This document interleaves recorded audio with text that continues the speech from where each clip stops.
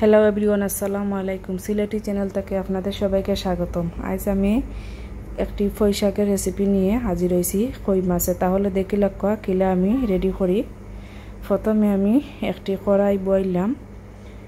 এখন আমি পরিমাণ মতো সয়াবিন তেল দিলাইলাম, এরপরে পেঁয়াজ দিলাইলাম, দিয়ে এখন আমি সবগুলা মশলা দিলাইমু। দক্কা প্রথমে আমি মরিচ দিলাইলাম 2 চামচ, এরপরে দিলাইমু হলুদ 2 চামচ, এরপরে দিলাইলাম বাখর 2 চামচ, এরপরে পরিমাণ মতো লবণ দিলাইমু। দিয়ে আমি সব মশলাগুলো এখানে মিক্স করে লিমু। দক্কা আমি একটু স্পিড দিলাইলাম, কারণ এখানে আমি বাক্কা একটু সময় ধরে সময় লইয়া আমি মশলা করছি বাচ্ছি। দক্কা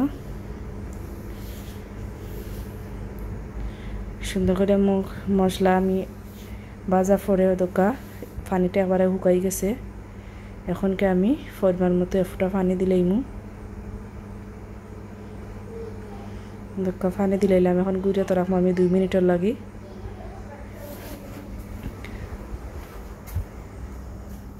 দুই মিনিট পরে এখন দিলাইমু আমি তরকারিটা। ফই শাক আমি দইয়া রাখছিলাম একটাকেন খাইটিয়া। দোকা এখন ফই শাক গুণ দিলাইলাম।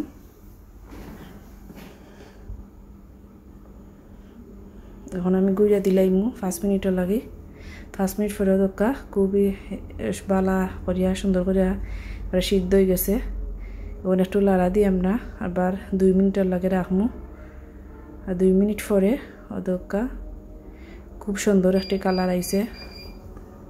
এখন আমরা মাছগুন দিলাইমু। কই মাছ দিয়ে আমি এই কারিটা রান্না, কই মাছ দিয়া বা তেলাল মাছ দিয়ে রান্নলে খুবই মজা লাগে। দোকা এখন সুন্দর করে আমি মাছগুলো মিক্স করিয়া তরকারির লগে এখন আমি সুন্দর করিয়া একটু মিক্স করিয়া এখন তো রাখমু ঢাকনা দিয়া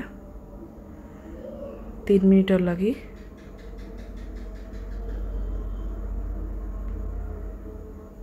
3 মিনিট পরে খুব সুন্দর একটি কালার আইছে।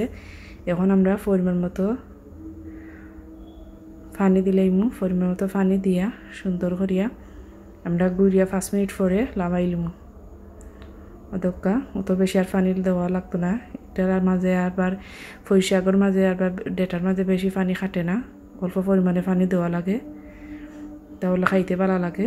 দক্কা এখন আমি গুড়িয়া তো রাখবো 5 মিনিটের লাগি। 5 মিনিট পরে লাগাইলিমু। খুব সুন্দর একটি কারি হয়েছে। আমার চ্যানেলটি লাইক ও শেয়ার ও সাবস্ক্রাইব কইরা পাশে থাকবা আর পুরা ভিডিওটা দেখবা। আর আপনারা সকল ভালো থাকবা। আমার লাগে দরকার ভালো।